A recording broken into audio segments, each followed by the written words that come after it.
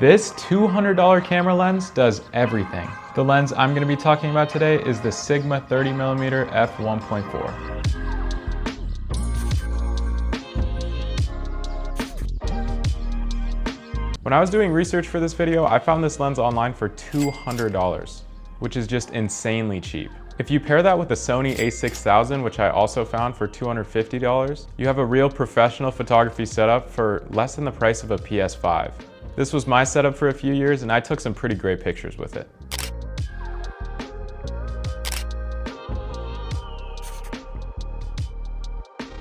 I find the 30mm focal length to be perfect for a lot of different things. Street photography, portraits, landscapes, cars and bikes. I found that this focal length can handle it all.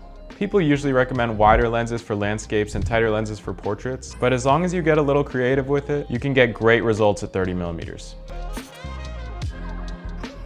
I'm not too technical in this department, but this lens is crazy sharp.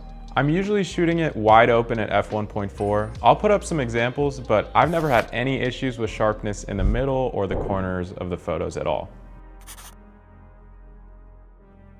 The low f1.4 aperture on this lens lets in a lot of light, which means two things: blurry backgrounds, and it's great in low light.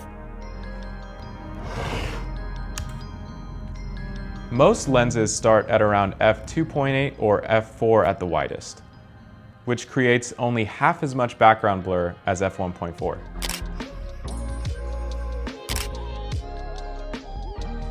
At f1.4, I can really isolate the subject. This really helps in portraits, but also pictures of cars, dogs, whatever. Like I said, this lower aperture lets in more light. I've used it at a few concerts and at night, and it outperforms anything else I've ever tried. This lens is 2.5 inches long. Altogether with my camera, the setup's pretty small. It's just over 4.5 inches. The lens is primarily made of plastic, which is not the best. I dropped it once when my camera strap broke, and the focus ring has never worked the same. The lens is pretty light. It weighs just over half a pound. The entire setup is about 1.4 pounds. The lens isn't too big and it balances with the camera body nicely. I only have two downsides with this lens. There are no buttons on the outside of this lens. So if you want to change the aperture or turn on manual focus, that all has to be done through the camera, which can be pretty annoying. The other downside is the build quality. Like I mentioned before, it's plastic, meaning one drop can kind of mess it up. And there's no weather sealing. Sigma says not to take this outside in the rain or the snow.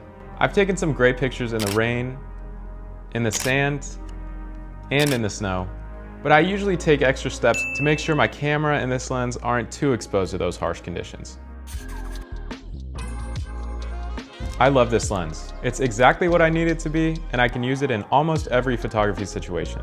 For $200, I really don't think you can find anything better than this. The only time I take it off of my camera is if I need my camera to be tiny, if I'm going to a baseball game, or I just want to throw it in a pocket, I'll put on a smaller lens.